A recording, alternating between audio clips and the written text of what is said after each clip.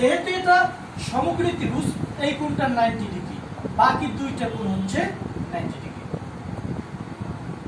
বাকি দুইটা কোণের যোগফল হচ্ছে 90 ডিগ্রি। সুতরাং এই যে সমকোণী ত্রিভুজের দুইটা কোণ পেয়েছি আমরা কি, সূক্ষ্মকোণ। এখন আমরা অঙ্ক করতে গেলে যে কোনো একটি সূক্ষ্মকোণের হিসাবে করে থাকি। যেই সূক্ষ্মকোণটা নির্ধারণ করা হবে সেই সূক্ষ্মকোণের উপরে নির্ভর করে লম্ব এবং ভূমি নির্ধারণ করা হয়। কিভাবে? ধরে নিলাম এটা এবিসি একটা সমকোণী ত্রিভুজ এবং সি কোণটা ধরছি আমরা সূক্ষ্মকোণ।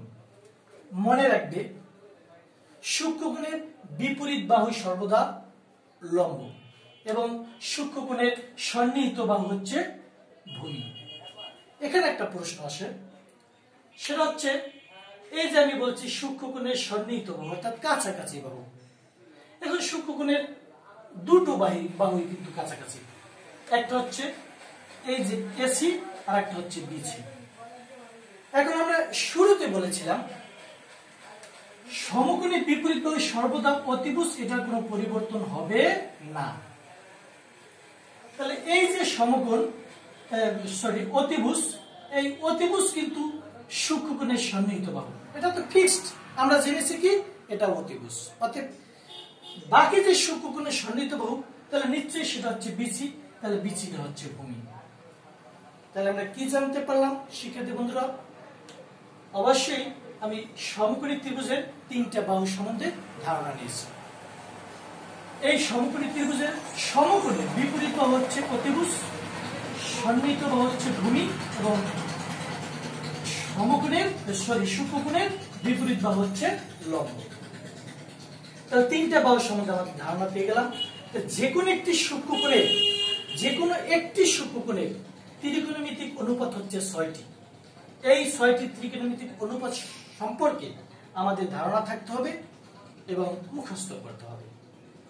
কারণ কি, এই সমকোণী ত্রিভুজ সংক্রান্ত যে কোনো সমাধান করতে গেলেই আমাদের এই সূত্র কয়েকটা প্রয়োজন। আমি সূক্ষ্মকোণকে যদি থিটা হিসেবে বিবেচনা করি, সেক্ষেত্রে সাইন থিটা ইকুয়াল আমরা জানি লম্ব বাই অতিভুজ, কোসেক থিটা ইকুয়াল আমরা জানি অতিভুজ বাই লম্ব, কস থিটা ইকুয়াল ভূমি বাই অতিভুজ, সেক থিটা অতিভুজ বাই ভূমি, ট্যান থিটা লম্ব বাই ভূমি, কট থিটা ভূমি বাই লম্ব। তাহলে কি জানতে পারলাম আমরা? যে কোনো একটি সূক্ষ্মকোণের ত্রিকোণমিতিক অনুপাত হচ্ছে 6টি। আমি এই সমকোণ সম্পর্কিত যে কোনো সলিউশন করতে গেলে এই 13টা বাহুর পরিমাণ যদি জানতে পারি, তাহলে যে কোনো সমাধান করা সম্ভব। সুতরাং আজকে আমরা ত্রিকোণমিতিক অনুপাতের এই সমকোণ সম্পর্কিত একটি সমাধান আলোচনা করব। সেটা অনুশীলনী 9.1-এর।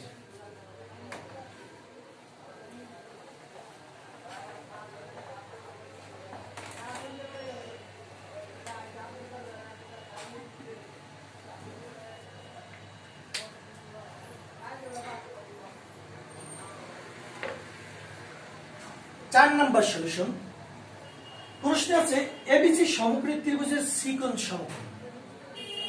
এবিসি একটি সমকোণী ত্রিভুজ যার সি কোণটা হচ্ছে সমকোণ। এখানে নির্ধারণ করে দেওয়া হচ্ছে এবিসি সমকোণী ত্রিভুজের সি কোণ সমকোণ। এবিসি ত্রিভুজের সি কোণটা নির্ধারণ করে দেওয়া হচ্ছে, বাট এ এবং বি কোণটা আমরা কিন্তু এখনো জানতে পারিনি। এই দুইটা আমরা ইচ্ছা মতো দিতে পারি, ধরি এটা এ, এটা বি, এটা সি। এবিসি সমকোণী ত্রিভুজের সি কোণ সমকোণ। এবি সমান সমান আছে 13 সেন্টিমিটার। এবি সমান আছে 13 centimetre. B C equal 12 centimetre. 12 centimetre. এবং এবিসি কোণ ইকুয়াল আছে থিটা। আমি একটু আগে আমরা আলোচনা করেছিলাম যে কোনো একটি সমাধান করার জন্য যে কোনো একটি অঙ্কে একটি সূক্ষ্মকোণ নির্ধারণ করা হবে। সুতরাং এই অঙ্কটা আমাদের সূক্ষ্মকোণ নির্ধারণ করে দিয়ে দিয়েছে ABC কোণ ইকুয়াল থিটা। আমরা জেনে রাখবো ABC কোণ ইকুয়াল থিটা, এই কোণটা নির্ণয় করা হবে মধ্যেরটা। BAC কোণ ইকুয়াল থিটা, এই কোণটা নির্ধারণ করা হবে মধ্যেরটা। CBA কোণ, এই কোণটা নির্ণয় করা হবে মধ্যেরটা। তাই না শিক্ষার্থী বন্ধুরা? এবার একটু লক্ষ্য করলে আমরা খেয়াল করব এই অঙ্কটায় দুইটা জিনিস দেওয়া আছে, একটা আছে এবি, একটা আছে বিসি এবং অন্যটা আছে এবিসি কোণ, অর্থাৎ একটি সূক্ষ্মকোণ। আমরা জেনেছি সূক্ষ্মকোণের সরাসরি বিপরীত বাহু হচ্ছে লম্ব এবং সমকোণের বিপরীত বাহু হচ্ছে অতিভুজ। এখন এই অঙ্কটা আমি আরো আগে বলেছিলাম যে কোনো একটি অঙ্কের সমাধান করতে হলে সমকোণী ত্রিভুজ সংক্রান্ত 13টা বাহুর পরিমাণ পেলেই আমরা তাহলে যে কোনো সমাধান করতে পারব। এখানে বলেছে এবিসি কোণ থিটা হলে সাইন থিটা, কস থিটা এবং ট্যান থিটার মান নির্ণয় করতে হবে বা বের করতে বলছে। সেক্ষেত্রে আমার দুইটা বাহু দেওয়া আছে, একটি বাহু দেওয়া নেই। এই সূক্ষ্মকোণ যেহেতু নির্ধারণ করা হচ্ছে তাহলে ত্রিভুজটার 3টা বাহু আমরা জেনেছি, সেটা একটা হচ্ছে অতিভুজ, একটা হচ্ছে ভূমি, একটা হচ্ছে লম্ব। এখন অতিভুজ এবং ভূমি দেওয়া আছে কিন্তু লম্বটা আমাদের দেওয়া নেই। নাম্বার 4 দেওয়া আছে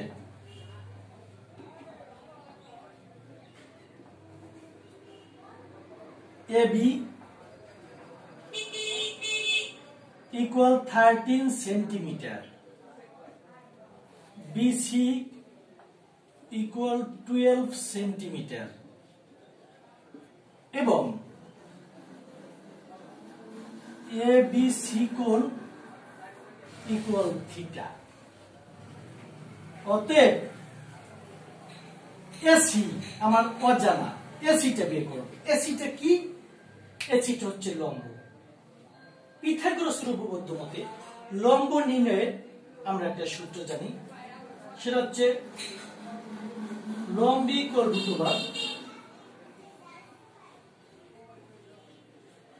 অতিভুজ স্কয়ার মাইনাস ভূমি স্কয়ার।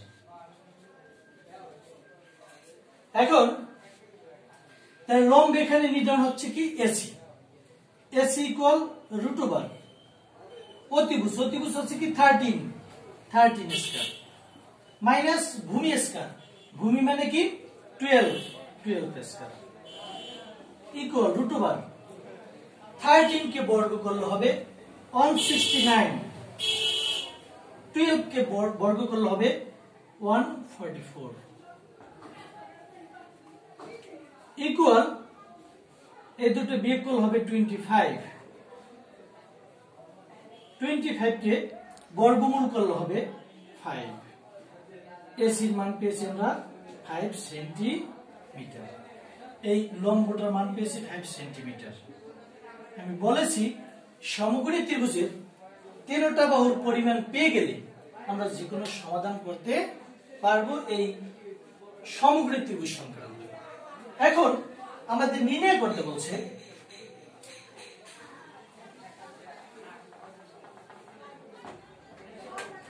Sine theta. অতএব সাইন থিটা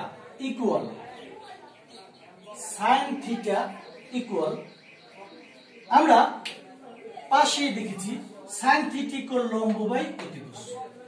যেহেতু থিটাটা হচ্ছে সূক্ষ্মকোণ, এই সমকোণী ত্রিভুজের বি কোণ হচ্ছে সূক্ষ্মকোণ থিটা। এই কোণের ক্ষেত্রে লম্ব এসি, ভূমি বিসি, অতিভুজ এসি। যেহেতু সাইন থিটা নির্ণয় করতে বলছে, সাইন থিটা ইকুয়াল আমরা জানি লম্ব বাই অতিভুজ। এর লম্ব হচ্ছে কি 5 সেন্টিমিটার আর অতিভুজ হচ্ছে কি 13 সেন্টিমিটার ইকুয়াল আমরা লিখতে পারি 5/13। আর নির্ণয় করতে বলছি কি cos theta. cos theta equal আমরা জানতে পারছি কি ভূমি বাই অতিভুজ। তা এই ত্রিভুজের ক্ষেত্রে ভূমি হচ্ছে কি বিসি। বিসি এর পরিমাণ দেওয়া আছে কত 12 সেন্টিমিটার। ভূমি অতিভুজ হচ্ছে কি 13 সেন্টিমিটার ইকুয়াল 12/13। একটা এবং tan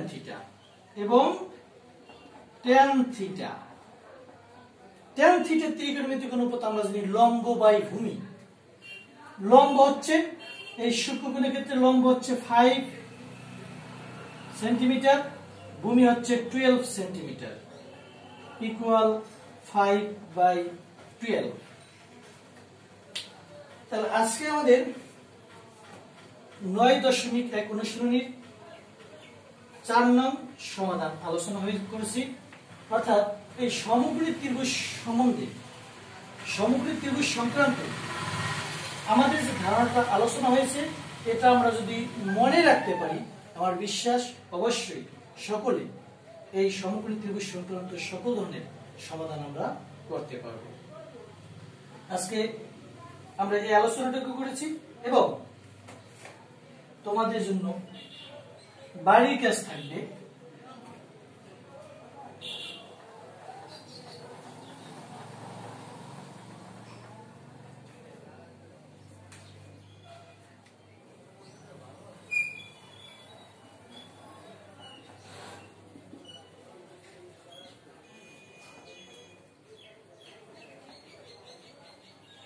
সমকোণী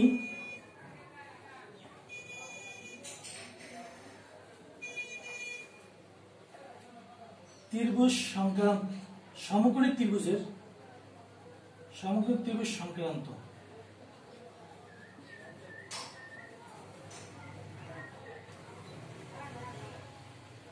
আলোচনা করে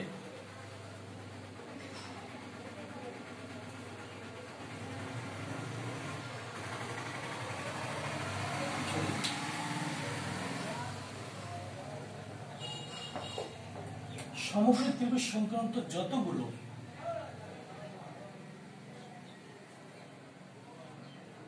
সমাধান আছে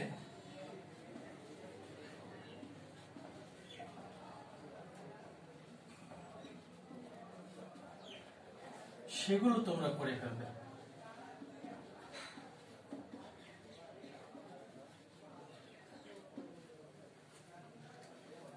পরবর্তী ক্লাসে আমরা এই সমগ্র ত্রিভুজ সম্বন্ধে ধারণা নেব, কি কি জানতে পারলাম এবং স্কুল খোলার পরে শ্রেণীর শিক্ষকদের কাছে সবাই সমগ্র ত্রিভুজ সম্বন্ধে বাকি কোনো বোঝার ভুল থাকলে সেটা তোমরা সমাধান করে নেবে। ধন্যবাদ।